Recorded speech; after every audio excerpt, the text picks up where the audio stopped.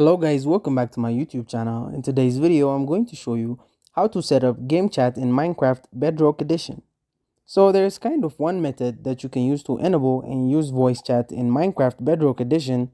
So what you want to do is you want to go ahead and open up any mobile device. Once you open up your mobile device, you want to go ahead and click on your Apple Store. For Android, you want to go ahead and click on Play Store. Then you want to click on the search bar and you just want to search Xbox.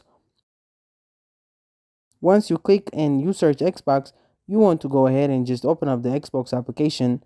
And just like that, you just want to go ahead and download the Xbox application. Then once you are done downloading the application, you want to go ahead and open up the application. Now it's very simple. You just want to simply sign into your Xbox account. And just like that, once you sign into your Xbox Live account, you want to just click on Let's Go Now.